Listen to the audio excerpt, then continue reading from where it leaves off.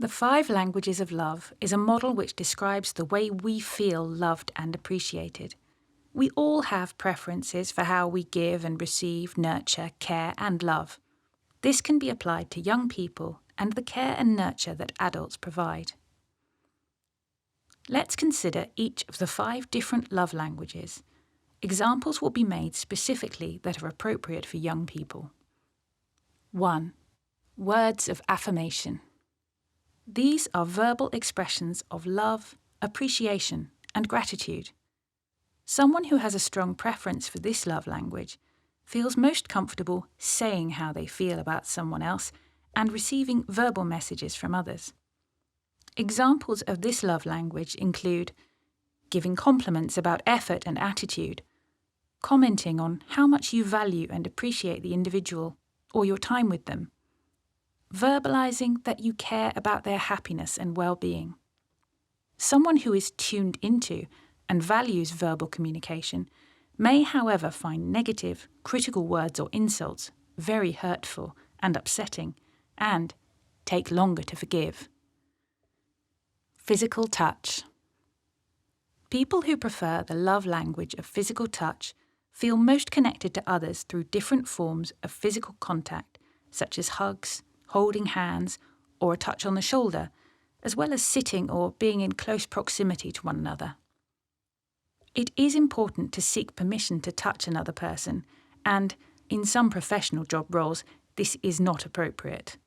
It is important that young people understand touching rules and boundaries to protect themselves and others, and to understand that just because you may not be allowed to hug them, that does not mean you do not care about their happiness or well-being.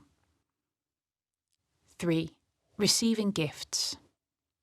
People feel loved and cared for when others provide thoughtful or meaningful gifts or tokens, as this symbolises that the person has held you in mind and is making a visible gesture to communicate how they feel. Those who prefer this love language will feel more comfortable buying or making gifts to show they care, rather than verbalising or communicating their feelings via the other love languages. If a young person gives you a gift or token, it is important to express gratitude. 4. Quality time. This love language is about uninterrupted, undivided attention and one-on-one time with another person. If you are engaging in an activity with a young person or are having a discussion with them, it is important to minimise or eliminate distractions such as phones, other people interrupting, time being rushed or insufficient for the activity or discussion. For younger children, this might mean playing a game or reading a book together. It is important to try not to cancel plans or allow interruptions. Try to engage meaningfully, as someone attuned to this love language will notice if you are distracted, preoccupied, or disinterested, which will be experienced as rejecting and hurtful. 5.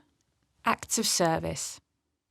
This love language is all about the phrase, "actions speak louder than words," and refers to an individual offering to help or do things knowing it will make another person happy or make their life easier in some way.